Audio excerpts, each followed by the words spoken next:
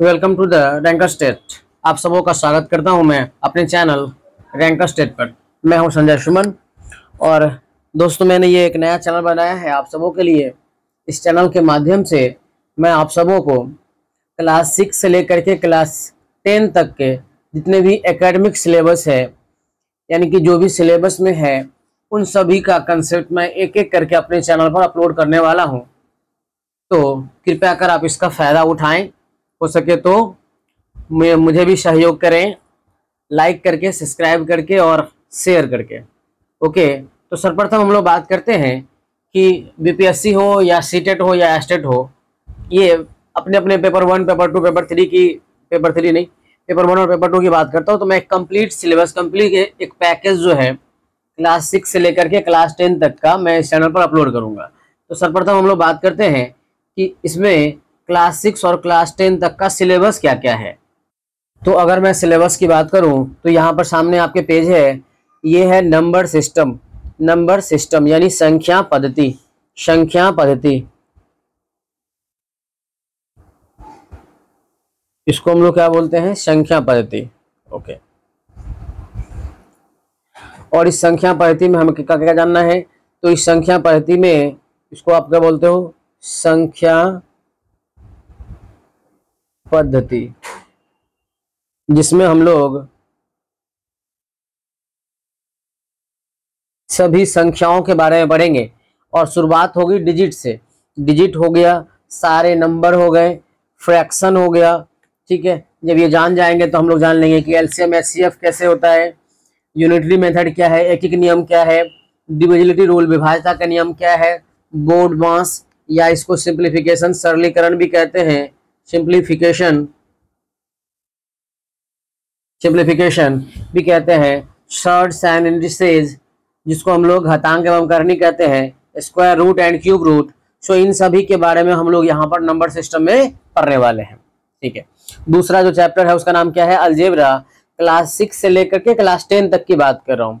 तो उसमें जो अलजेब्रा के पोर्शन है उसमें क्या क्या है, अलजेब्रिक एक्सप्रेशन यानी कि बीजीय व्यंजक किसे कहते हैं, बीजीय आइडेंटिटी यानी कि सर्वसमीकाएं किसे कहते हैं, फैक्टराइजेशन किस तरह हम लोग गुणनखंड करते हैं, पॉलिनोमियल्स बहुपद क्या होता है, लीनियर पॉलिनोमियल्स, क्वाड्रेटिक पॉलिनोमियल्स और क्यूबिक पॉलिनोमियल्स क्या होता है, linear quadratic and cubic equation क्या होता है, system of linear equation in 2 variable ये क्या होता है, और अर्थमेटिक प्रोग्रेशन एपी क्या होता है। तो अलजेब्रा में इतने सारे आते हैं। नेक्स्ट अगर मैं बात करूं तो कोऑर्डिनेट ज्योमेट्री में सबसे पहला जानना होता है कि location of roots, location of points क्या है, डिस्टेंस फार्मूला क्या है, सेक्शन फार्मूला क्या है, और एरिया ऑफ ट्रायंगल। यहाँ पर एरिया ऑफ ट्रायंगल भी है, ट्रायंगल। और साथ में कहूँ तो क्वाड्रिलेटरल का भी पूछा जाता है, इसलिए area of quadrilateral and area of triangle. तो ये है। फिर मैं बात करूंगा नेक्स्ट कि ट्रिग्नोमेट्रिक फंक्शन, ट्रिग्नोमेट्री क्या होता है, जिसमें हम लोग की ट्रिग्नोमेट्रिक फंक्शन के बारे में पढ़ने वाले हैं। ट्रिग्नोमेट्रिक फंक्शन मतलब ट्रिग्नोमेट्रिक रेशियो, जिसको आप ट्रिग्नोमेट्रिक रेशियोज भी कहते हैं, शॉर्ट में इसको टी रेशियोज कहा जाता है। फिर ट्रिग्नोमेट्रिक आइडेंटिटीज क्या है, फिर हम लोग पढ़ेंगे कि ट्रिग्नोमेट्रिक फंक्शन का वैल्यू क्या क्या होता है अलग अलग एंगल के लिए। फिर हम लोग आएंगे ज्योमेट्री पर। ज्योमेट्री पर जो सबसे पहले पढ़ना है वो है लाइन्स एंड एंगल, दूसरा जो पढ़ना है वो है आपका ट्रायंगल्स, तीसरा जो पढ़ना है वो आपका क्वाड्रिलेटरल्स, फिर आपको पढ़ना है सर्किल के बारे में। और इनमें हम लोग सभी थ्योरम के बारे में पढ़ेंगे, सभी थ्योरम का स्टेटमेंट हम लोग, जो इंपॉर्टेंट थ्योरम है जिन पे क्वेश्चन आते हैं उन सभी को हम लोग यहाँ पे डील करेंगे। ऐसा नहीं कि थ्योरम का मैं प्रूफ करने वाला हूँ, क्योंकि वो अपने लिए कोई काम का भी है नहीं। ओके, तो मैं अगर नेक्स्ट सिलेबस की बात करूँ तो नेक्स्ट है अपना मेंसुरेशन, जिसमें हम लोग ट्रायंगल से रिलेटेड सारे फॉर्मूला को पढ़ेंगे, चाहे वो कोई भी ट्रायंगल हो, राइट एंगल ट्रायंगल हो, इक्विलेटरल ट्रायंगल हो, एसोसेलेस ट्रायंगल हो, स्केलन ट्रायंगल हो, इन सब के बारे में पढ़ेंगे। फिर हम लोग पढ़ेंगे क्वाड्रिलेटरल के बारे में, चाहे वो पैरेललोग्राम हो, समांतर चतुर्भुज हो, सम चतुर्भुज हो, हाँ, समलंब चतुर्भुज हो। तो इन सभी क्वाड्रिलेटरल के सभी चतुर्भुज के बारे में पढ़ेंगे। डेफिनेटली ये बाइलिंगुअल होगा क्लास, तो अगर ताकि कोई दिक्कत ना हो, हिंदी मीडियम और इंग्लिश मीडियम दोनों ही मीडियम के बच्चों आराम से पढ़ सकें। फिर हम लोग पढ़ेंगे सर्किल का एरिया क्या होता है, सेगमेंट किसे कहते हैं, सेक्टर किसे कहते हैं, वृत्तखंड, त्रिखंड की मैं बात कर रहा हूँ, क्यूब एंड क्यूबाइड क्या है, घन घनाभ क्या होता है, सिलेंडर यानी कि बेलन क्या होता है, कोन यानी शंकु क्या होता है, स्फेयर एंड हेमी स्फेयर यानी गोला और अर्धगोला क्या होता है। तो इन सब के बारे में हम लोग एरिया और वॉल्यूम के पढ़ने वाले हैं जहां जहां जो पॉसिबल है। अगर मैं बात करता हूँ स्टैटिक्स का, तो ये भी काफी इंपॉर्टेंट पोर्शन है जिसमें हम लोग सबसे पहले डेटा के बारे में पढ़ेंगे कि डेटा क्या होता है, यानी कि आंकड़ा किसको कहते हैं। फिर हम लोग पढ़ेंगे कि डेटा का किस तरह से कलेक्शन करते हैं, कितने तरीके से कलेक्ट किया जा सकता है। फिर हम लोग पढ़ेंगे कि उसे कलेक्ट करने के बाद कितने तरीके से रिप्रेजेंट किया जा सकता है। फिर हम लोग देखेंगे कि सेंट्रल टेंडेंसी ऑफ डेटा क्या है, और सेंट्रल टेंडेंसी ऑफ डेटा को ही बोलते हैं मीन, मीडियन और मोड के बारे में। तो ये जो तीनों ही मेथड है ना वो सेंट्रल टेंडेंसी ऑफ डेटा बताता है। तो ये आपका हो गया। फिर एक लास्ट में बच रहा है आपका प्रोबेबिलिटी। तो ये कंप्लीट सिलेबस है आपका क्लास 6 से लेकर के 10 तक का जो एकेडमिक के सिलेबस है। अच्छा, इनके अलावा अगर आपको हो कि जनरल स्टडीज में और क्या क्या मुझे पढ़ने चाहिए, जनरल स्टडीज का मतलब हो गया पेपर 1। तो जिसमें आपको पढ़ने चाहिए सबसे पहले कि डिजिट के बारे में, जिसमें आपको पढ़ना चाहिए कि नंबर के बारे में, जिसको आपको पढ़ना चाहिए फ्रैक्शन के बारे में, एलसीएम के बारे में, सरलीकरण सिंप्लीफिकेशन यानी कि बोर्ड मास के बारे में, square root and cube root के बारे में, इंटिसेज एंड सर्ड्स के बारे में। यहाँ तक तो कॉमन ही हम लोग पढ़ाएंगे, वहाँ भी यहाँ भी। फिर आप रेशियो एंड प्रोपोर्शन को पढ़ोगे कि अनुपात और समानुपात क्या होता है, एवरेज के बारे में पढ़ेंगे, परसेंटेज पढ़ेंगे, प्रॉफिट एंड लॉस पढ़ेंगे, simple interest and compound interest पढ़ेंगे, वर्क टाइम पढ़ेंगे, स्पीड टाइम एंड डिस्टेंस पढ़ेंगे। इन सब के अलावा कुछ ही ऐसे टॉपिक होते हैं जो जनरल मैथ में पढ़ाया जा सकता है, जैसे कि आपको मैं कहूँ पाइप एवं सिस्टर्न, ऐसा टंकी वाला जो क्वेश्चन आता है वो यहाँ पे है। फिर कुछ हद तक मैंने कभी कभी देखा है, मतलब 10 तक तो नहीं, लेकिन जो लोग आईएससी के लिए देंगे उनमें आपको कॉम्प्लेक्स नंबर का भी चर्चा होगा और परमुटेशन एंड कॉम्बिनेशन का भी चर्चा होगा। पर ये मोटा मोटी सिलेबस ये है जो सबको पढ़ने चाहिए, चाहे वो 1 to 5 के लिए हो, चाहे 6 to 8 के लिए हो, चाहे 9 10 के लिए हो। ओके, तो बात कर रहा हूँ कि ये सब सिलेबस हो गए। अब कंप्लीट सिलेबस बताने के बाद मैं सबसे पहले शुरू करने वाला हूँ अलजेब्रा। ये नंबर 2 से मैं स्टार्ट कर रहा हूँ, फिर मैं नंबर 1 पे आऊँगा। तो सबसे पहले शुरू करते हैं कि अलजेब्रा के कौन कौन से टॉपिक है, अलजेब्रिक एक्सप्रेशन क्या है, आइडेंटिटीज क्या है, हाँ फैक्टराइजेशन कैसे करते हैं, पॉलिनोमियल से करते हैं, पॉलिनोमियल कितने टाइप होते हैं, वैल्यू क्या होता है, उनके जीरोज क्या होते हैं, उनके रूट्स क्या होता है, इक्वेशन क्या होता है। तो इन सब के बारे में बारी बारी से हम लोग देखेंगे। ओके, तो शुरू करते हैं क्लास का सिलेबस। तो सबसे पहले हम लोग अलजेब्रा यानी कि बीजगणित की अगर मैं शुरुआत करूं कि बीजगणित क्या होता है, तो इसमें सबसे पहले जो जानने लायक बातें हैं वो ये है कि आप मुझे बताओ कि वेरिएबल्स क्या है। यानी मैं बात कर रहा हूं कि चर किसको कहते हैं। फिर हम लोग धीरे धीरे टॉपिक को जाएंगे। पहले ये मुझे समझना होगा कि वेरिएबल्स क्या है, यानी चर किसको कहते हैं। तो अगर मुझे इसके बारे में पता करना हो कि वेरिएबल क्या होता है, तो नाम ही है कि चर। अगर आप देखा जाए तो चर को आप ऐसे याद कर सकते हैं, कभी अगर कोई भूल जाए बच्चा तो चर को आप कुछ इस तरह से याद रखें। ये मैं साइड में, इसमें ना कन्फ्यूजन होता है कि चर क्या है और अचर क्या है। इस चीज को याद करने का सबसे साधारण तरीका ये है कि चर को चर नहीं पढ़ के इसको हम लोग चल पढ़ेंगे। और चल का मतलब होता है चलना। चल का मतलब क्या होता है, चलना। और चलना का मतलब क्या कि आप अपने पोजीशन आप बदल रहे हैं, तो इसको बदलना है। ऐसा अगर कभी भूल जाओ तो चर का सिंपली क्या मतलब होता है, बदलने वाला। और अचर जो क्या हो, अचल पढ़ेंगे इसको, जो यानी कि जो चल नहीं सकता। जो चल नहीं सकता इसका मतलब जो बदल नहीं सकता, यानी कि नहीं बदलने वाला जो चीज है ना उसको आप बोलते हो अचर। तो इस तरह से आप इसको याद कर सकते हो। मैंने एक थोड़ा सा बात आपको समझाने की कोशिश की है कि चर और अचर में अगर कभी कंफ्यूजन हो कि किसको चर और किसको अचर कहते हैं, तो ये पर क्या होता है कि जिसका संख्यात्मक मान क्या हो, बदलता हो नहीं। सो वेरिएबल क्या होता है, तो जिसका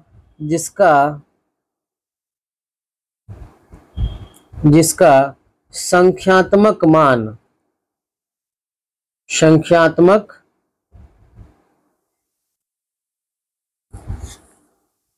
मान बदलता हो। यानी मैं बात कर रहा हूं वैल्यू का, जिसका वैल्यू क्या रहता है, बदलते रहता है, बदलता हो, उसको आप कहते हो चर। और जैसे कि एग्जांपल के तौर पर आप कहते हो कि x का वैल्यू अलग अलग क्वेश्चन में वेरी करता है, x y z, तो ये सब जो है ना क्या कहलाता है, ये आपका कहलाता है चर, etc x y z। और कांस्टेंट क्या होता है? कांस्टेंट यानी अचर क्या होता है? अचर मतलब जिसका न्यूमेरिकल वैल्यू, जिसका जिसका वैल्यू क्या होता है? फिक्स्ड होता है, नहीं, जिसका जिसका संख्यात्मक मान, जिनका संख्यात्मक मान यानी कि वैल्यू नहीं बदलता है, नहीं बदलता है, नहीं बदलता है। जैसे एग्जांपल करके कोई भी आप नंबर लिख लीजिए, -1 2 3 4 7 7/2 3/2, इन सब का जो वैल्यू है ये कभी नहीं बदलता है, इसलिए इसको बोलता है अचर, कभी नहीं बदलता है। अच्छा मैं एक और बताता, तो एक होता है arbitrary constant. Arbitrary constant, arbitrary constant, तो इसके बारे में भी जान लेते हैं। ये देखने में लगेगा कि वेरिएबल होगा। आर्बिट्री कांस्टेंट आप जनरली ए बी सी को लिखते हैं, कभी जरूरत पड़ने पर एल एम एन को लिखते हैं, इन सबको हम लोग आर्बिट्री कांस्टेंट कहते हैं। और इसका यूज मैं यहाँ बता रहा हूँ, आप ध्यान से देखना। जैसे हम लोगों ने कोई पोलिनोमियल लिखा है ऐसा, ax² + bx + c = 0, ये हमने कोई क्वाड्रेटिक इक्वेशन लिखा। अब मुझे बताओ कि यहाँ पर x क्या है? तो x तो एक वेरिएबल है, यानी कि ये क्या है? एक चर है। मगर ए बी सी क्या है? क्या ये भी वेरिएबल है? ऑफ कोर्स नहीं, ये है आर्बिट्री कांस्टेंट।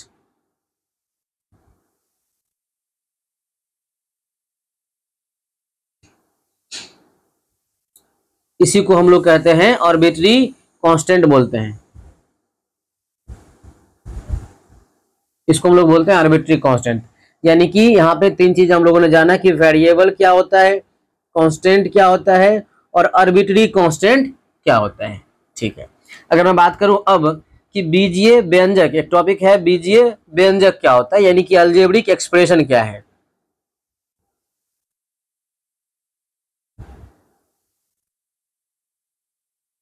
अलजेब्रिक एक्सप्रेशन, उसको बोलते हैं बीजीय व्यंजक।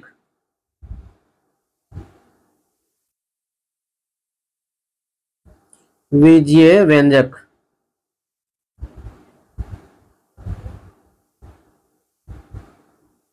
और जब वेरिएबल और कांस्टेंट दोनों जब सीख गए ना, तो इसको बड़ी आसानी से समझ पाएंगे। पहले मैं एग्जांपल समझा देता हूँ, यहाँ एग्जांपल आप देखें बीजीय व्यंजक क्या होता है।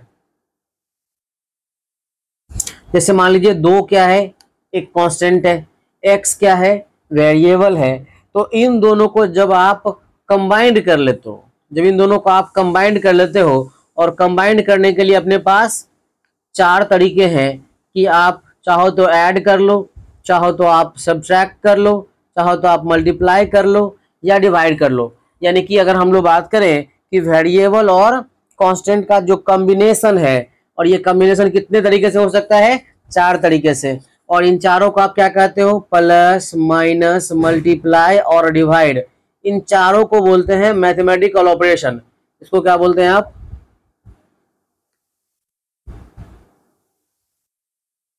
मैथमेटिकल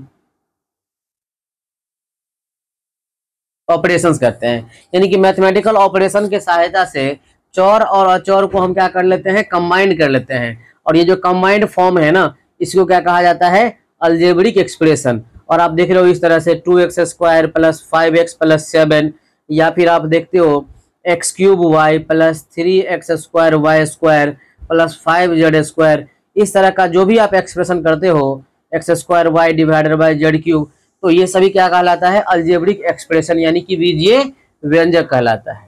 तो अब हम इसका परिभाषा आराम से लिख सकते हैं कि द कॉम्बिनेशन ऑफ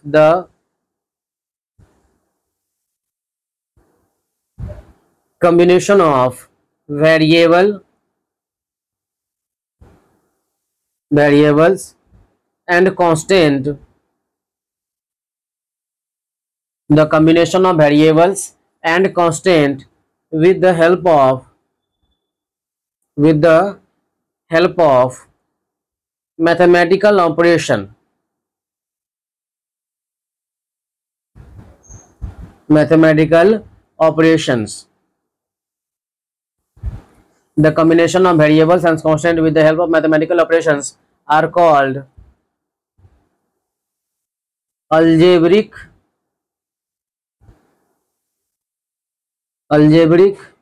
एक्सप्रेशंस। जिन लोगों को हिंदी लिखना हो आप हिंदी भी लिख सकते हैं कि कांस्टेंट का और वेरिएबल का जो कॉम्बिनेशन होगा, जो संयोजन होगा, किसके सहायता से, मैथमेटिकल ऑपरेशन यानी कि प्लस माइनस मल्टीप्लाई और डिवाइड के चिन्ह के साथ, उसको आप बीजीय व्यंजक कहते हैं। और ये रहा सर्टेन एग्जाम्पल। ठीक है, तो हम लोगों ने बीजीय व्यंजक के बारे में जान लिया। अच्छा, बीजीय व्यंजक जब जान गया तो एक टॉपिक होता है कि नंबर ऑफ टर्म्स क्या होता है और पावर डिग्री क्या होता है। ऐसा तो आप ध्यान से समझें। अगर मैं बात करूं next topic, number of terms.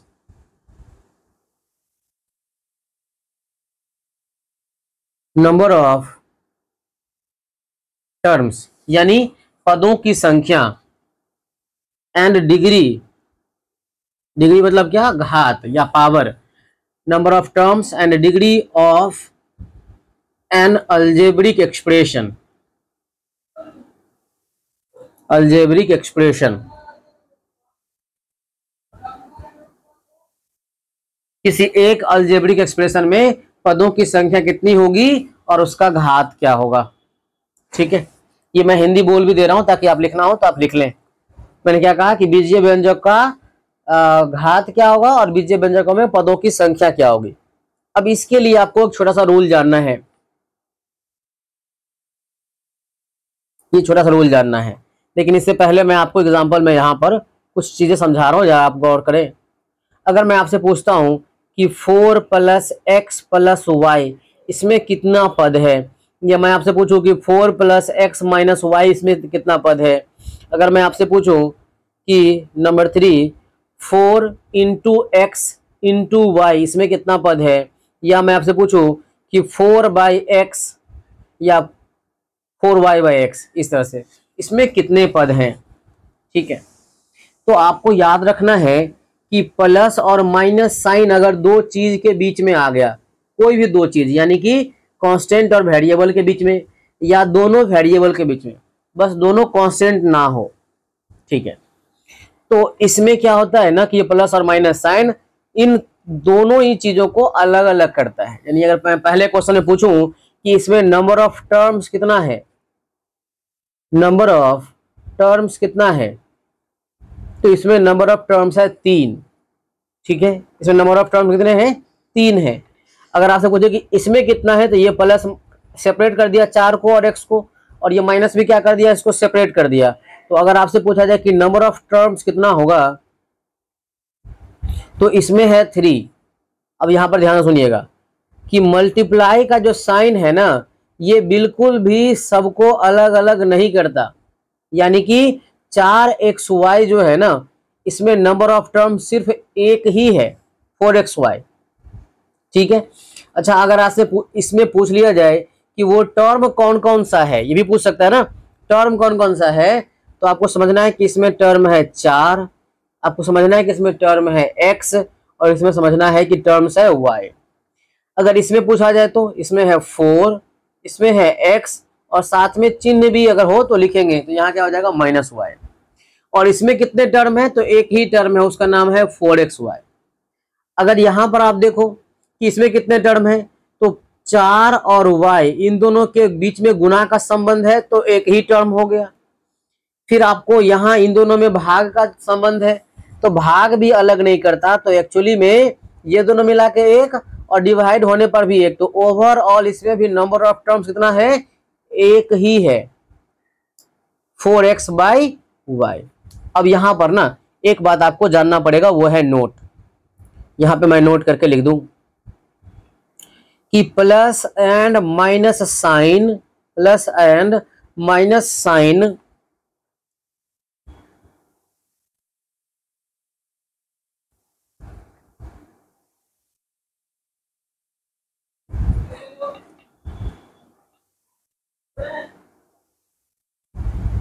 Separate the terms. Minus sign और प्लस साइन क्या करता है, टर्म्स को सेपरेट करता है, but multiply and divide doesn't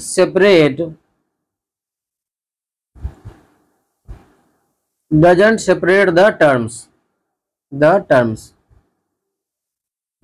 यानी प्लस और माइनस का जहां साइन रहेगा तो वो क्या करता है, पद को अलग अलग कर देता है। मैं बता रहा हूं पदों की संख्या कैसे गिनती करेंगे, तो प्लस और माइनस जहां जहां साइन आ गया रहेगा वो चीजों को अलग अलग करता है, लेकिन जो मल्टीप्लाई और डिवाइड के साइन होते हैं वो अलग अलग नहीं करता।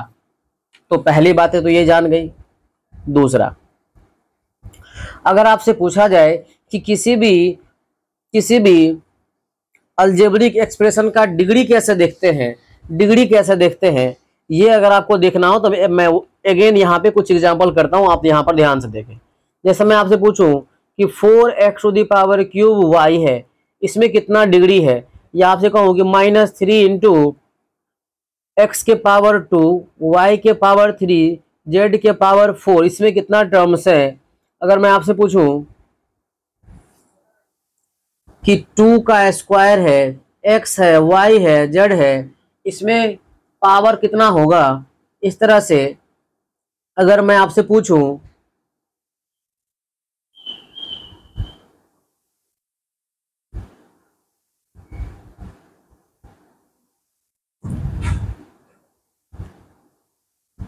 ये 15 है, y⁻3 है, ऐसा कुछ मैं 3-4 एक्सप्रेशन बनाया और आपसे पूछा जाए कि इसका डिग्री क्या है, ओके ना, इसका डिग्री क्या है, या मैं पूछूं कि इसका डिग्री क्या है,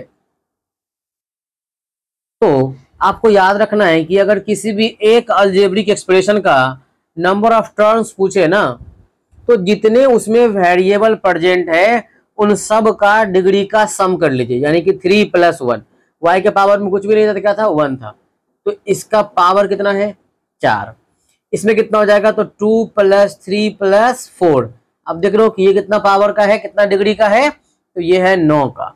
इसमें कुछ भी नहीं, इसका मतलब कितना है, 1 1 1 है, तो 1 1 1, ये कितना हो जाएगा, 3 का। अगर इसका पूछे तो 15 का इसमें सब्ट्रैक्ट हो जाएगा 3, कितना हो जाएगा, ये 12। जनरली डिवाइड में नहीं पूछता है पर मैंने ये दे दिया है, तो अगर डिवाइड वाला भी रहे तो क्या करेंगे, तब आपको सब्ट्रैक्ट कर लेने हैं। एक्चुअली ये ऐड ही होता है ऐसे करके, ये टर्म आप ऐसे भी तो लिख सकते हैं, 4 × x⁻15 y⁻3। अगर इसमें पूछा जाए कि इसका पावर क्या है, इसका डिग्री क्या है, तो आपको दिख रहा होगा कि 15 - 3, तो ये तो ऐड, लेकिन क्या हो गया, ये सब्ट्रैक्ट ही हो गया। तो अगर किसी भी अलजेब्रिक एक्सप्रेशन का अगर आपसे डिग्री पूछ लिया जाए, पावर पूछ लिया जाए, घात पूछ लिया जाए, मैं ये घात की बात कर रहा हूँ, नंबर ऑफ टर्म्स मतलब पदों की संख्या की बात कर रहा हूँ, पदों की संख्या। तो अगर आपसे घात पूछ लिया जाए तो मैं यहां पर लिख रहा हूं कि डिग्री ऑफ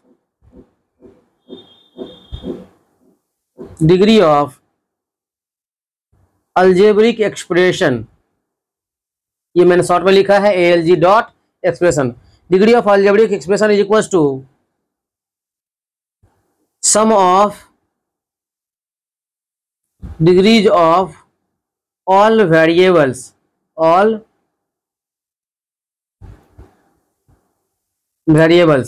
क्या कहा हमने कि जितने वेरिएबल हैं, जितने क्या है, चर है, उन सभी के पावर को जोड़ देंगे ना, तो उस अलजेब्रिक एक्सप्रेशन में क्या निकल जाएगा, आपको उसका घात निकल जाएगा। पुनः समझा रहा हूं कि अगर पदों की संख्या निकालनी हो तो आपको याद रखना है कि जोड़ और घटाव जो है वो पदों को अलग करता है, लेकिन गुणा और भाग अलग नहीं कर सकता है। उसके हिसाब से हम लोग पदों की संख्या गिनती कर लेंगे। अगर कोई आपसे पूछे कि बीजीय व्यंजक का घात क्या होता है, तो घात का मतलब है कि जितने वेरिएबल्स है, जितने चर हैं, उन सभी के घात को आप जोड़ लीजिए, जैसे कि यहाँ पर हमने आपको एग्जाम्पल में समझाया है कि किस तरह से घात निकाला जाता है। अगर एक ही, मान लीजिए एक ही वेरिएबल दिया हुआ है, ऐसा सिंपली कह दिया जाए कि बस 4th में बार बार लिख रहा हूं, मैं कह दिया कि सिंपली x² है, इसका बताइए, तब एक ही वेरिएबल है तो इसका डिग्री कितना हो जाएगा, सिर्फ 2 हो जाएगा, सिर्फ 2 हो जाएगा। याद रखिएगा, मैं बता रहा हूं अभी बीजीय व्यंजक का घात बता रहा हूं, कुछ और नहीं। ओके, अच्छा, अगर बीजीय व्यंजक की बात हो गई तो अब एक टर्म होता है बीजीय व्यंजक का गुणांक क्या होता है। मैं यहाँ याद दिलाता हूं कि अगर आपसे पूछा जाए कि coefficient of N algebraic expression,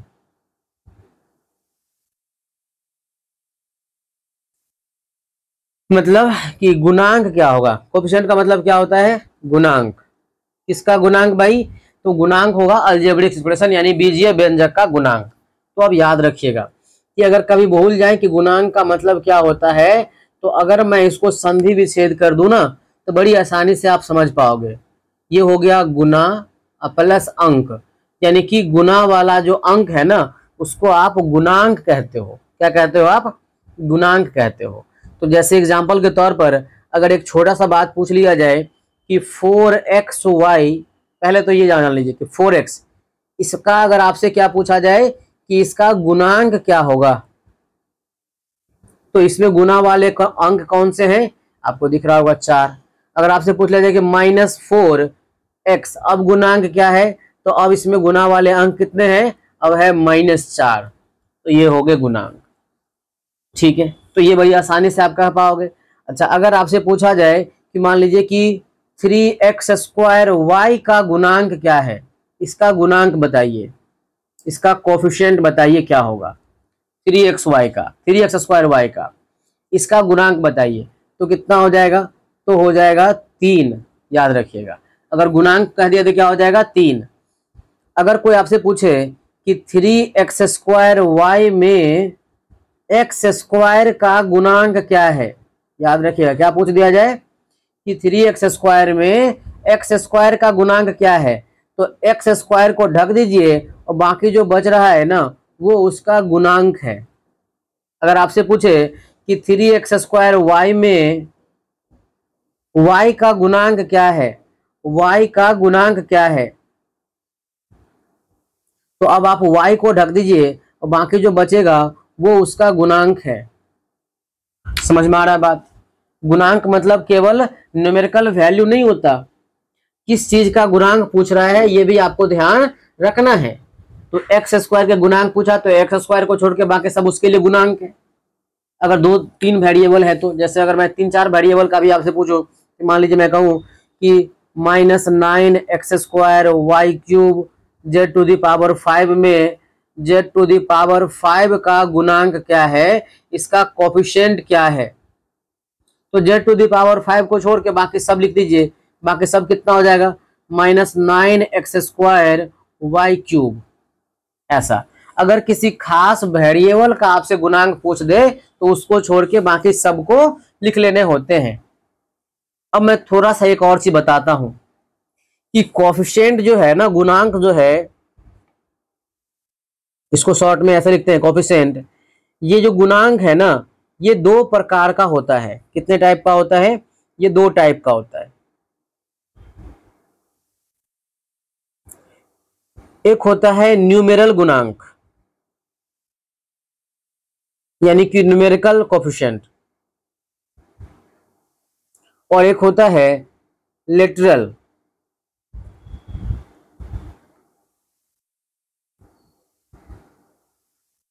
यानी एक क्या होता है संख्यात्मक गुणांक, संख्यात्मक गुणांक, और दूसरा क्या होता है अक्षर गुणांक, अक्षर गुणांक। याद रखिएगा। जैसे एग्जांपल के तौर पर मैं इससे रिलेटेड क्वेश्चन पूछूं आपसे, कभी अगर आपसे पूछ लिया जाए कि 5x² y³ का न्यूमेरल गुणांक क्या है, न्यूमेरल मतलब न्यूमेरिकल, न्यूमेरिकल भी, न्यूमेरिकल गुणांक कौन सा है, तो 5x² y³ का न्यूमेरिकल गुणांक कौन सा हो जाएगा, 5 हो जाएगा। अगर आपसे पूछ लिया जाए कि 5x² y³ का गुणांक में अक्षर गुणांक कौन सा है, लिटरल गुणांक कौन सा है, अगर इतना छोटा सा बात पूछ लिया जाए तब क्या हो जाएगा आंसर, तो हो जाएगा x² y³। अगर आपसे न्यूमेरल गुणांक पूछा है तो आपको नंबर बताना है, और अगर आपसे लिटरल गुणांक पूछा यानी कि अक्षर गुणांक पूछा है तो आपको अक्षर बताने हैं, ठीक है। से आप अक्षर गुणांक और संख्यात्मक गुणांक दोनों को जान सकते हैं। लेकिन इन केस ये वाला आपसे जनरली पूछता है कि सिंपली गुणांक पूछेगा, कभी एक्स स्क्वायर का, कभी वाई का, कभी जेड टू द पावर 5 का, तो आपको सिंपली क्या करना है, और अगर कुछ भी नहीं बोला हो तो केवल गुना वाला अंक, जो मैंने आपको यहाँ समझाया है गुना वाला अंक क्या होता है, ठीक है। तो इस तरह से आप किसी भी अलजेब्रिक एक्सप्रेशन का गुणांक आराम से सीख सकते हैं, कोफिशिएंट आराम से सीख सकते हैं। अब अगर मैं बात करूं आपसे कि कभी कभी ऐसा पूछता है कि अलजेब्रिक एक्सप्रेशन का गुणनखंड कैसे करते हैं, क्या करते हैं, अलजेब्रिक एक्सप्रेशन का फैक्टराइजेशन,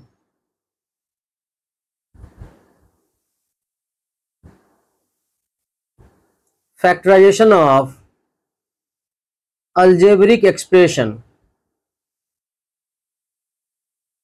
बीजीय व्यंजक का गुणनखंड कैसे करते हैं, बीजीय व्यंजक का गुणनखंड,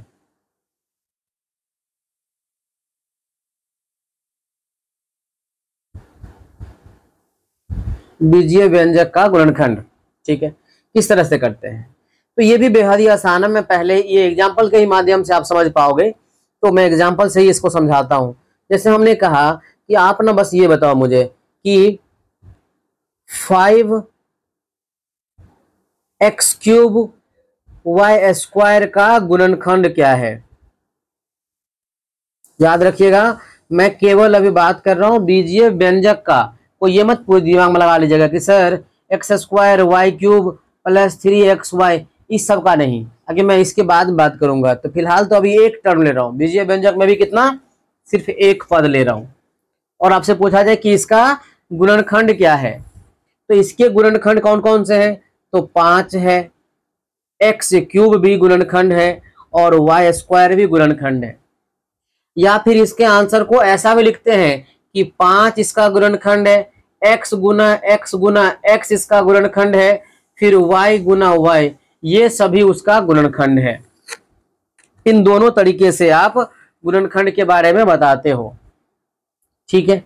जैसे हमने कहा कि आप मुझे बताओ -3/2 x⁴ y⁴ z⁴ का गुणनखंड क्या क्या है,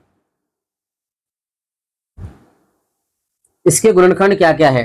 तो एक तो हो गया न्यूमेरल वाला -3/2, दूसरा क्या हो जाएगा x², तीसरा क्या हो जाएगा y⁴, और चौथा क्या हो जाएगा z⁴। तो ये इसका गुणनखंड है, ठीक है। फिर अगर आप ये दोनों एग्जाम्पल सीख गए, तो अब मैं कह रहा हूं कि जब 2 से अधिक पद हो, जब 2 से अधिक पद हो, जैसे कि मैंने कहा कि 3x² y⁴ plus x × y⁴, इसका गुणनखंड बताइए कितना होगा, इसका गुणनखंड बताइए क्या होगा। तो अगर आपको एक से अधिक पद दिखाई दे, एक से अगर अधिक पद दिखाई दे, तब गुणनखंड कैसे निकालते हैं, तब आप उसका कॉमन लेकर के गुणनखंड निकालते हैं। कॉमन का मतलब मैं बता दूं कि कॉमन किसको कहते हैं, जो दोनों में उपस्थित हो, दोनों में उपस्थित हो,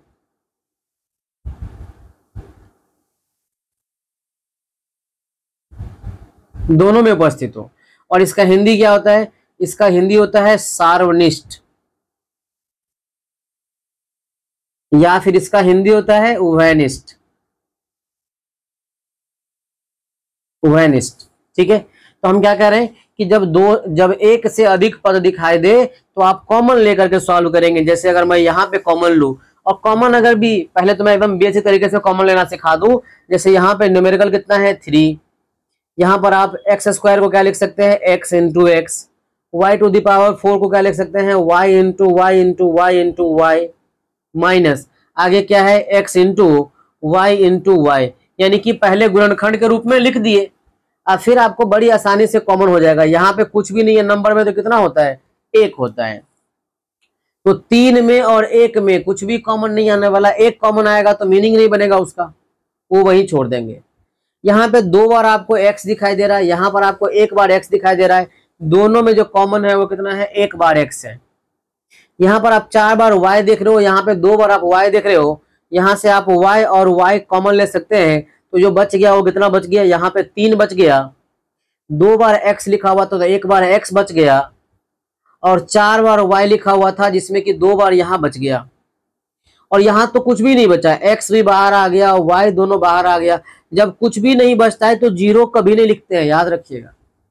तो क्या लिखते हैं, 1 लिखते हैं वहां पर। तो फाइनली कितना आ जाएगा, तो मैं अगर फिर से वापस पावर के रूप में लिख दूं तो x 1 बार, y 2 बार, इंटू इसके अंदर कितना हो गया, तो 3x² और -1। अगर आपसे पूछा जाए कि गुणनखंड आखिर क्या क्या आ गया, गुणनखंड आखिर क्या क्या आया, तो इसके गुणनखंड कौन कौन से आ गए, इसका गुणनखंड कौन कौन सा आया, तो आप कहोगे कि एक तो x आया है, दूसरा आप कहोगे कि y² आया है, और तीसरा आप कहोगे कि 3xy² -1, ये तीनों ही उसका गुणनखंड आया हुआ है। इस तरह से अगर एक से ज्यादा कभी पद हो और आपको गुणनखंड निकालना हो तो इसी तरह से आप गुणनखंड निकालते हैं। जैसे मैं आपके लिए यहाँ पर एग्जाम्पल कुछ देता हूं, इसमें से कुछ आप ट्राई करें और कुछ हम ट्राई करते हैं।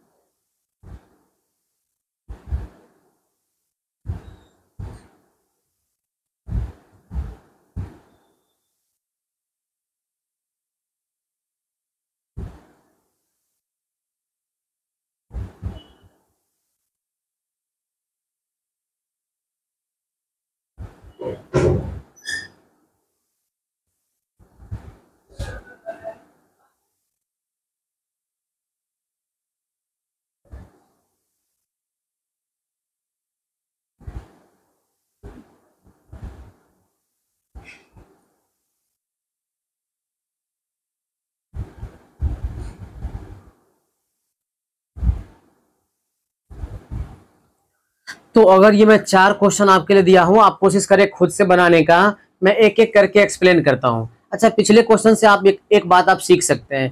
क्या सीख सकते हैं लास्ट क्वेश्चन से? अच्छा, अगर मैं यहाँ पे बताऊं कि क्या मैं हमेशा इतना लिखूंगा क्या? बिल्कुल नहीं, ऐसा आप नहीं करने, ये हमेशा ऐसा करने की आवश्यकता है नहीं। तो मैं थोड़ा सा इसका सेकेंड मेथड, जो कि दूसरा मेथड है, वो मैं बता रहा हूँ। इसे यहाँ पे लिखा हुआ है 3, यहाँ पे x², यहाँ पे y के पावर 4, यहाँ पे 1, यहाँ पे x के पावर कुछ भी नहीं है, इसका मतलब 1, और y²।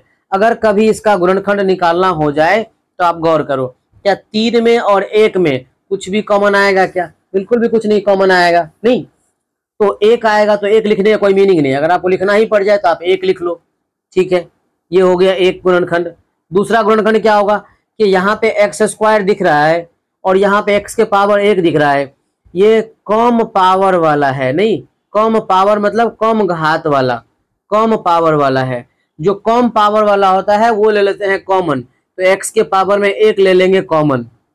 यहाँ पे आप देख रहे हो ये पावर 4 है और ये पावर 3 है, ये कम पावर वाला है, और दोनों में ये क्या है, ज्यादा पावर वाला था। तो कम पावर वाला आपको कॉमन ले लेना है, तो y के पावर 2 क्या हो गया, कॉमन हो गया। और यहाँ बच क्या गया, अब यहाँ 3 में से कॉमन 1 ले लिए थे, यानी कुछ भी नहीं कॉमन हुआ था क्योंकि, तो 3 बच गया था। यहाँ x के पावर 2 था, 1 पावर तो आप बाहर निकाल दिए, तो 1 पावर यहाँ पे बच गया। दूसरा y के पावर 4 था, 2 बाहर निकाल दिए, तो 2 के पावर में y के पावर 2 बच गया। और यहाँ पे सब कुछ बाहर ही चला गया, कुछ भी नहीं बचा, कुछ भी नहीं बचा तो 0 कभी नहीं लिखते हैं। ये गुणनखंड है तो इसमें क्या लिखते हैं हम लोग, 1 लिखते हैं। तो फाइनली कितना आ गया, 1 लिखने का यहाँ कोई मीनिंग नहीं है। तो xy², 3xy² और -1। अब यहाँ पर आप देखो स्पष्ट है कि गुणनखंड क्या क्या आ गया, गुणनखंड क्या क्या आ गया। तो इसमें आपको x दिखाई देगा, y² दिखाई दिया, और दूसरा हो गया आप, तीसरा हो गया आपका 3x² -1। इस तरह से आप आराम से गुणनखंड किसी भी अलजेब्रिक एक्सप्रेशन का फाइंड कर सकते हैं थोड़ा जल्दी में। जैसे मैं आपसे कहूँ कि अगले क्वेश्चन में आप इसका आंसर मुझे बताओ, तो अब देखो यहाँ पावर कितना है 1, यहाँ कितना है 1, यहाँ कितना है 2, फिर 2, फिर 3, फिर 7। सबसे कम पावर वाला कौन सा है? तो x के पावर में 1 आसान है, y के पावर में 1, इसमें 3 टर्म है बस, तो कोई दिक्कत नहीं। यहाँ पे आप क्या करोगे, दोनों को कॉमन ले लिए, तो यहाँ कुछ बचा क्या? कुछ भी नहीं बचा, तो क्या बचा? 1 बचा। फिर प्लस आप क्या किए कि 2 पावर था, 1 पावर तो आप बाहर निकाल दिए, तो 1 पावर इसके पास बच जाएगा। इसके पास 3 पावर था, 1 पावर आप बाहर निकाल दिए, तो 2 इसके पावर बच जाएंगे। इसके पास 3 पावर था, आप 1 बाहर निकाल दिए, तो 2 पावर इसका बच गया। इसके पास 7 पावर था, 1 पावर बाहर निकाल दिए, तो बच गया 6। तो गुणनखंड क्या क्या आ गया? तो पहला क्वेश्चन में गुणनखंड आ गया आपका। मैं आपसे पूछूं कि इसका गुणनखंड क्या क्या आ गया भाई? तो पहला क्वेश्चन का गुणनखंड आ गया x के पावर में 1, दूसरा क्या आ गया? y के पावर में 1, और तीसरा ये है। 3 गुणनखंड यहाँ पे आपके सामने है। ठीक है, इस तरीके से आप किसी का भी निकाल सकते हैं। जैसे मैं कोई और बनाता हूँ, मान लीजिए एक नंबर 4 बनाता हूँ, ये दोनों आपके लिए है, इसको आप एक बार बना के ट्राई करें। अगर मैं इसको दिखाऊं तो आप देखो यहाँ पे 4 है, 4 को आप लिख सकते हैं 2 गुना 2। यहाँ पे है 12, इसको आप लिख सकते हैं 2 गुना 2 गुना 3। एक्स स्क्वायर को आप कितना बार लिख सकते हैं? आप 2 बार लिख सकते हैं, नहीं। फिर वाई क्यूब कितना बार लिख सकते हैं? 3 बार लिख सकते हैं। जेड के पावर 4 इसको 4 बार लिख सकते हैं। अगर मैं सब में से कॉमन लूँ तो देखो 2 बार यहाँ पर भी है और यहाँ पर भी है, दोनों में उभयनिष्ठ कौन सा है? तो 2 गुना 2। यहाँ पर x के पावर 2 है, यहाँ पे x के पावर 3 है, कम वाला कौन सा है? 2 वाला, तो बाहर क्या आ जाएगा? कम वाला कॉमन हो जाएगा। यहाँ पे y के पावर कितने हैं? 3, यहाँ पे y के पावर कितने हैं? 2, कम वाला कौन है? y स्क्वायर, तो आप y स्क्वायर ले लोगे कॉमन। यहाँ पर z है, यहाँ पर z है ही नहीं, तो ये कॉमन नहीं आएगा। जब दोनों में होगा तब ना कुछ कॉमन आएगा, जब दोनों में है ही नहीं तो लिखने की आवश्यकता ही नहीं है। तो क्या क्या बच गया? इस 4 के पास 2 को 2 था, आप दोनों बाहर ही निकाल दिए। एक्स स्क्वायर में से एक्स स्क्वायर आप बाहर ही निकाल दिए, वाई क्यूब में से आप वाई स्क्वायर बाहर ही निकाल दिए, तो क्या बच गया? 1 ठो वाई बच गया। और Z to the power 4 common ही नहीं आया, तो वैसे ही रह जाएगा। ओके, फिर मैं अगर आगे बढ़ूं तो 12 में से 4 तो बाहर निकल गया, तो बच कितना गया? 3, तो यहाँ कितना हो जाएगा? 3। ऐसा नहीं कि 4 बाहर गया तो आप 8 लिखना है, ऐसा नहीं है। अब क्या करना है कि गुना करके ये देखना है, फैक्टर मतलब गुना वाला होना चाहिए, ऐसा नहीं कि जोड़ घटाव वाला। तो 12 में से अगर 4 बाहर जाएगा तो 3 बचेगा, न कि 8 सोच लीजिएगा, ऐसा मत, ठीक है। और एक्स क्यूब में से आप एक्स स्क्वायर बाहर ले लिए, तो यहाँ एक्स बच गया, वाई स्क्वायर बाहर ही चला गया, तो इतना ही बच गया। फाइनली अगर मैं लिखूं तो ये हो जाएगा 4 X square Y square Y Z to the power 4 minus 3x। अगर आपसे पूछा जाए कि इसके गुणनखंड क्या क्या है, इसके फैक्टर क्या क्या आया है, तो फैक्टर आ गया 4 और आ गया एक्स स्क्वायर, अगर और आ गया वाई स्क्वायर और आ गया Y Z to the power 4 minus 3x। इस प्रकार से 4 गुणनखंड इसका आया हुआ है। और इस क्वेश्चन के माध्यम से मैं न्यूमेरिकल में भी कैसे कॉमन लेते हैं ये हमने आपको समझाया है। ठीक है, उम्मीद करते हैं आप समझ रहे होंगे। ये दोनों ही क्वेश्चन आपका होमवर्क है। अगर आपको लगे कि ये दोनों क्वेश्चन आपसे नहीं बना है तो आप कमेंट कर सकते हैं, या फिर एक और काम कर सकते हैं कि इसका जो आंसर होगा वो आप कमेंट कर सकते हैं। ओके ना, जब मैं इसे अपलोड कर दूं तो ये आप आराम से आप देख करके आंसर कह सकते हैं। ओके, मैं आगे बढ़ता हूं। तो आपने क्या क्या सीखा? आपने सीखा कि बीजीय व्यंजक किसको कहते हैं, और उससे भी पहले हमने सीखा कि चौर किसको कहते हैं, चौर। फिर हमने सीखा अचौर क्या है, कांस्टेंट क्या है, वेरिएबल क्या है, ये हमने सीखा। और इन दोनों को कॉम्बिनेशन करके आप क्या बनाते हो, तो इन दोनों को कॉम्बिनेशन करके हम अलजेब्रिक एक्सप्रेशन बनाते हैं। अलजेब्रिक एक्सप्रेशन का मतलब होता है चौर और अचौर दोनों का कॉम्बिनेशन। और कॉम्बिनेशन किसके हेल्प से करते हैं? मैथमेटिकल ऑपरेशन के हेल्प से। यानी कि जो मैथमेटिक्स में जो 4 चिन्ह है, generally plus minus multiply and divide, तो इनके हेल्प से आप कॉम्बिनेशन करते हैं। तो इनके कॉम्बिनेशन जो बना हुआ व्यंजक है उसको बीजीय व्यंजक कहते हैं। फिर हम लोगों ने बीजीय व्यंजक में नंबर ऑफ टर्म्स पता करना हो कैसे करते हैं, घात पता करना हो तो कैसे करते हैं, तो प्लस और माइनस वाला हमने पढ़ा। और sum of the degrees of all term, सभी चरों के घातों का सम हमने पढ़ा। फिर हम लोगों ने क्या पढ़ा कि बीजीय व्यंजक का गुणांक क्या होता है, तो यहाँ पर हमने सिंपल सा गुणांक समझाया है। फिर हम लोग आगे बढ़े तो हमने ये पढ़ा कि गुणांक भी 2 प्रकार के होते हैं, न्यूमेरिकल गुणांक और लिटरल गुणांक, अक्षर गुणांक और संख्यात्मक गुणांक। फिर हम लोग आगे बढ़े तो हम लोगों ने देखा कि बीजीय व्यंजक का गुणनखंड कैसे हो सकता है। अगर एक बीजीय व्यंजक है तो कैसे होगा, यानी कि एक पद है तो कैसे बनेगा, और एक से अधिक पद है तो कैसे बनेगा। एक पद है तो सिंपली हम लोग ऐसे लिख देते हैं जैसे यहाँ पे लिखा हुआ है, और अगर दो से अधिक पद हो, दो या दो से अधिक पद हो, तो आप कैसे करते हैं, तो आप कॉमन लेते हैं दोनों ही पदों में या तीनों ही पदों में आप कॉमन लेकर के लिखते हैं। और जब कॉमन लेने का टाइम आता है तो वेरिएबल में जो सबसे कम पावर का होता है उसको हम लोग कॉमन में लेते हैं, कम पावर वाला को कॉमन लेते हैं। तो यहां तक हम लोगों ने सिर्फ बीजीय व्यंजक के बारे में पढ़ा है। ओके, ठीक है, तो इस वीडियो में इतना ही रहने देते हैं। अगले क्लास में हम लोग पढ़ेंगे अब कि बहुपद क्या है। अभी तक हमने बीजीय व्यंजक के बारे में पढ़ा है। अच्छा, आपको एक छोटा सा ऑब्जेक्टिव पूछ सकता है, छोटा सा बात ये पूछ सकता है कि बीजीय व्यंजक का घात क्या होता है। बीजीय व्यंजक अलजेब्रिक एक्सप्रेशन का घात एक वास्तविक संख्या हो सकता है। याद रखिएगा, बीजीय व्यंजक का घात एक वास्तविक संख्या हो सकता है, यानी रियल नंबर होता है, वास्तविक संख्या हो सकता है। बीजीय व्यंजक घात क्या होता है, वास्तविक होता है। वास्तविक का मतलब क्या हुआ कि अगर आपसे पूछे कि धनात्मक होता है क्या, यस धनात्मक होता है, पॉजिटिव होता है। क्या ऋणात्मक होता है क्या, यस ये ऋणात्मक भी होता है, यानी कि निगेटिव भी होता है। क्या कभी जीरो हो सकता है, यस जीरो भी हो सकता है। क्या आप सोचिए फ्रैक्शन में हो सकता है, भिन्न के रूप में हो सकता है क्या, तो यस भिन्न में भी हो सकता है, कुछ भी हो सकता है पावर। जैसे मैं आपसे कहूं कि एक्स स्क्वायर है प्लस 4 है, तो ये धनात्मक है, नहीं ये धनात्मक वाला हो गया। ऋणात्मक वाला क्या हो जाएगा, एक्स टू दी पावर -3, ये ऋणात्मक वाला भी हो गया। जीरो वाला भी होगा, सिंपली आप लिख दो 4, यहाँ पर कुछ भी आपने लिखोगे यहाँ पे एक्स पावर 0 हो जाएगा, तो जीरो वाला भी हो गया।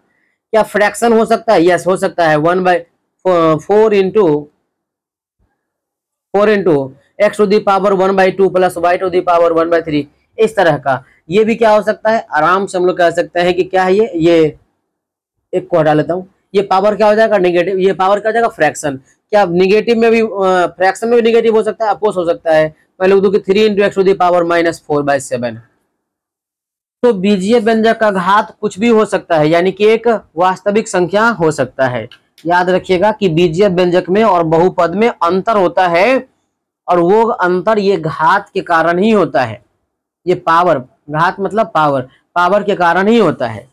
तो ये आप याद रख लें कि बीजीय व्यंजक का जो घात है, जो पावर है या डिग्री है, ये it's may be any real number. Degree of N algebraic expression may be any real number. Okay, तो वीडियो लंबा हो जाएगा, इसलिए मैं इसको यहाँ पे लास्ट करता हूँ। ये वीडियो हम लोगों को केवल बीजीय व्यंजक के बारे में था। अगले क्लास में हम लोग जानेंगे कि बहुपद के बारे में, कि बहुपद किसको कहते हैं, बहुपद कितने प्रकार के होते हैं, बहुपद का वैल्यू कैसे निकालते हैं, बहुपद का जीरोज कैसे निकालते हैं, मूल कैसे निकालते हैं। फिर हम लोग देखेंगे कि बहुपद का गुणनखंड कैसे करते हैं, फिर बहुपद का भाग कैसे करते हैं। तो इन सब चीजों को हम लोग देखेंगे। फिर जोड़ते कैसे हैं, घटाते कैसे हैं, तो ये सब चीजों को देखेंगे। अच्छा, अलजेब्रिक एक्सप्रेशन में एक और चीज हो सकता है, जोड़ना और घटाना वाला चीज, तो वो भी हम लोग देख ही लेते हैं, ये अच्छा रहेगा। गुणा और भाग तो खैर बहुत आसान होता है। तो यहाँ पे एक छोटा सा टॉपिक और बच रहा है, तो इसको मैं यहाँ पे खत्म कर लेता हूँ, तब इस वीडियो को लास्ट कर लेंगे। मैं क्या बोल रहा हूँ कि बीजीय व्यंजक का बीजीय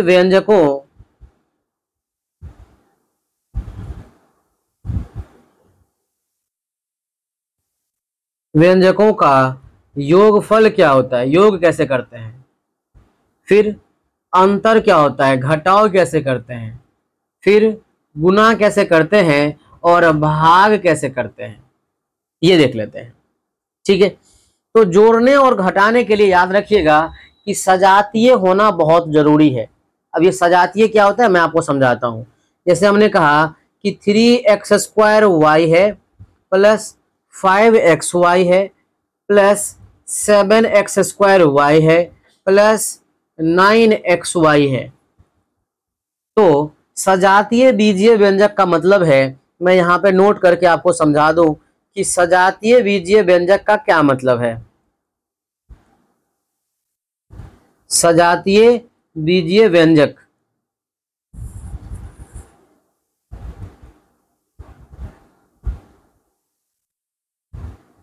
यानी मैं बताने वाला हूं कि लाइक अलजेब्रिक एक्सप्रेशन क्या है। तो अगर ऐसा बीजीय व्यंजक जिनके वेरिएबल सेम हो, वेरिएबल क्या हो, वेरिएबल्स क्या हो, सेम हो, समान हो। वेरिएबल मतलब चर, चर क्या होना चाहिए, समान होना चाहिए, पहला बात। दूसरा बात कि चरों का घात भी समान हो, क्या होना चाहिए, चरों का घात समान हो, समान हो। यानी कि मैं बात कर रहा हूं डिग्री या power of degree of variables, degree of variables are same. दो बातें हैं कि चौड़ समान हो, मतलब अगर एक्स वाई है तो उसमें भी एक्स वाई हो, वाई जेड है तो उसमें भी वाई जेड हो, चौड़ समान हो। और दूसरा क्या समान हो, उसके पावर भी समान हो। जरा आप इस क्वेश्चन पर गौर करें। अगर इस क्वेश्चन में आप देखो तो पूछा गया है कि किस तरह इसको ऐड करेंगे। तो यहाँ एक्स के पावर कितने, पहले मैं बात करता हूँ वेरिएबल का। तो यहाँ वेरिएबल कितना है एक्स, यहाँ कितना है वाई, यहाँ कितना है एक्स, यहाँ कितना है Y, X Y X Y. वैसे सभी में वेरिएबल कितने हैं, सभी में जो वेरिएबल्स हैं ये दो ही है, एक एक्स है और एक वाई है। तो क्या सभी सजातीय है, बिल्कुल नहीं। सिर्फ वेरिएबल अगर समान है तो सजातीय नहीं कहेंगे। क्या होना चाहिए, तो उसके घात भी समान होने चाहिए। यहाँ पे कितना घात है, तो भाई यहाँ पे पावर है आपका, घात है आपका 3। यहाँ पे घात कितना है भाई, तो यहाँ पे घात है आपका 1 + 1 2। यहाँ पे घात कितना है 3, यहाँ पे घात कितना है 2। तो घात भी यहाँ पे समान है और वेरिएबल भी समान है। इस दोनों को बोला जाता है सजातीय, यानी कि लाइक टर्म्स, सजातीय टर्म। और फिर ये दोनों आपस में भी क्या है, सजातीय, क्योंकि इन दोनों का घात भी सेम है और दोनों का क्या है, पावर भी सेम है। तो ये भी है सजातीय, सजातीय। ठीक है, ये सजातीय और विजातीय ध्यान से समझिएगा, बहुत जगह काम आता है। तो आप सजातीय पदों को जोड़ या घटा सकते हैं। मैं यहां लिख रहा हूं कि आप सजातीय पदों को जोड़ या घटा सकते हैं, जोड़ या घटा सकते हैं।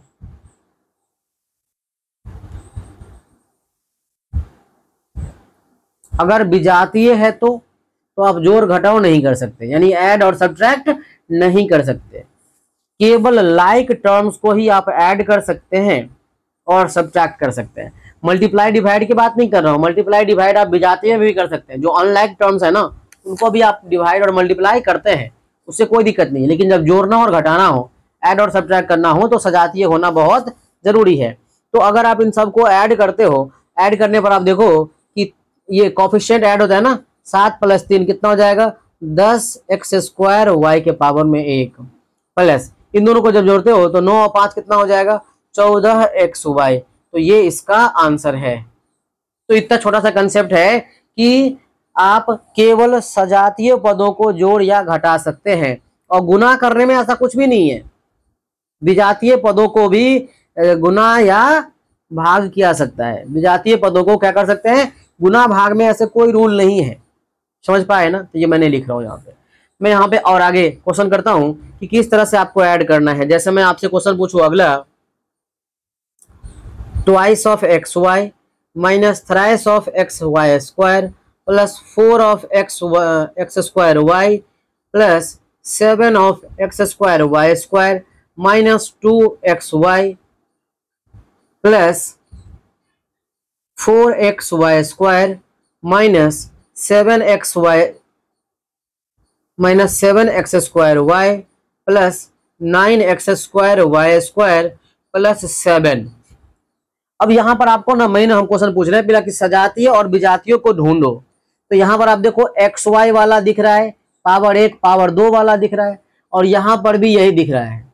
संयोग से दोनों सेम ही है, ये तो कट ही गया।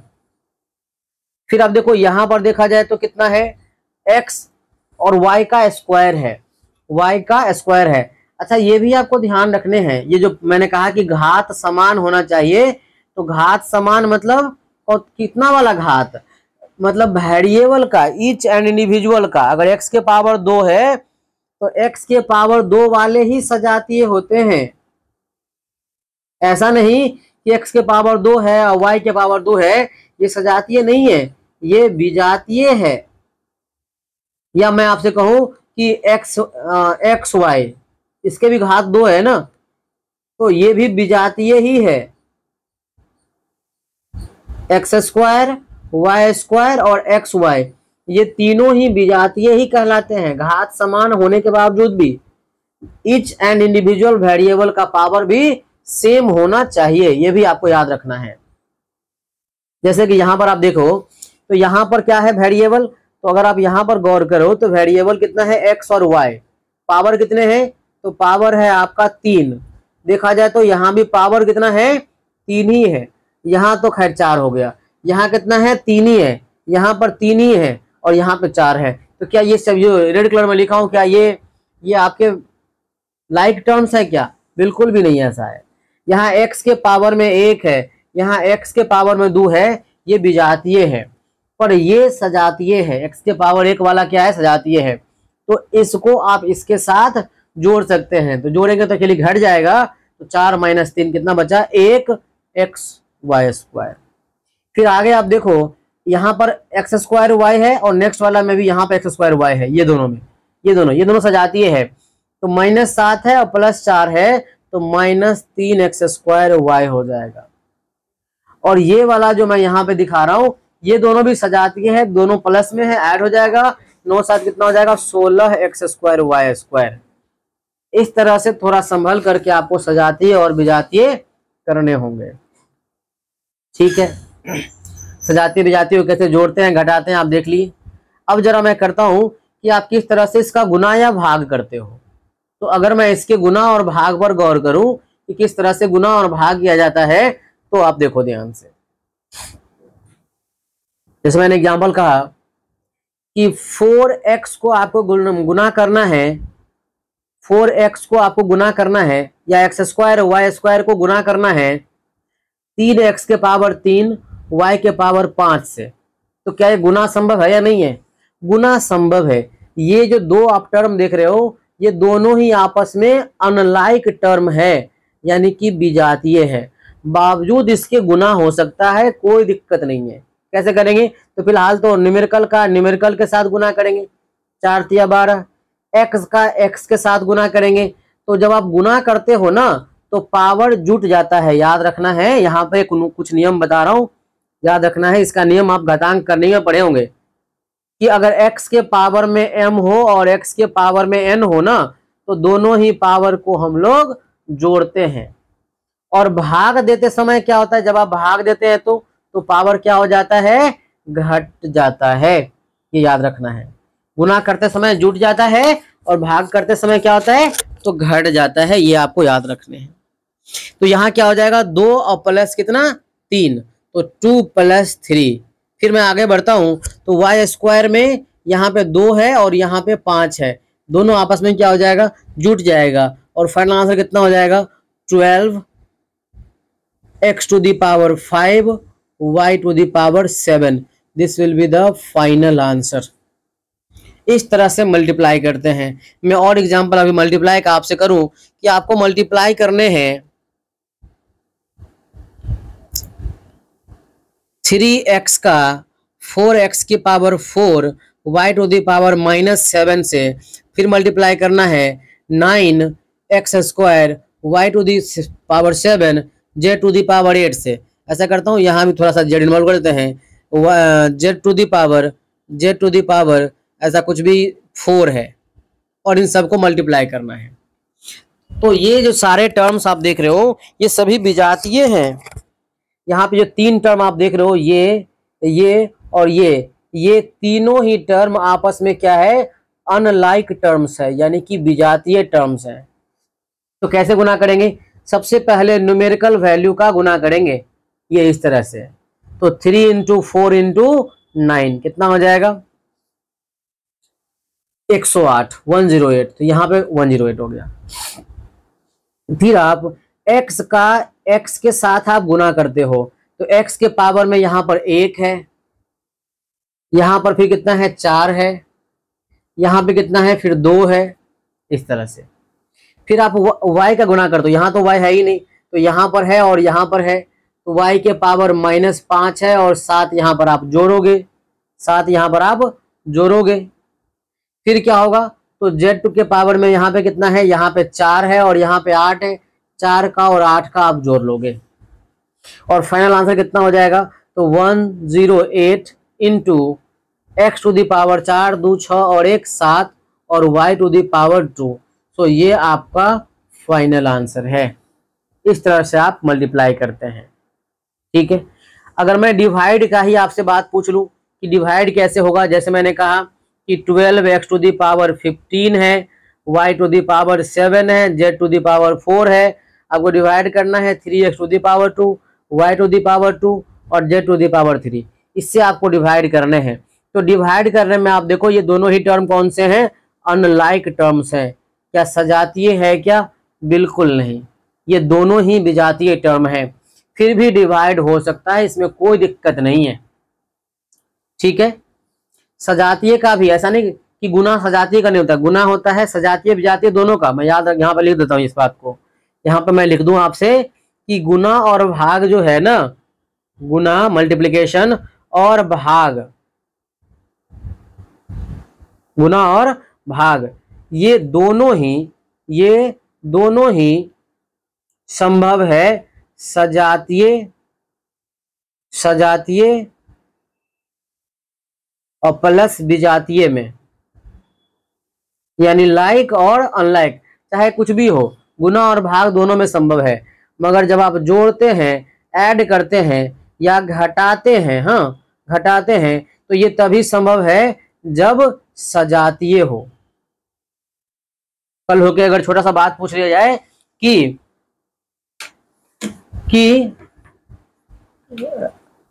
निम्नलिखित ऐसे पूछ दिया जाए कि रिक्त स्थानों का भरें, फलाने ...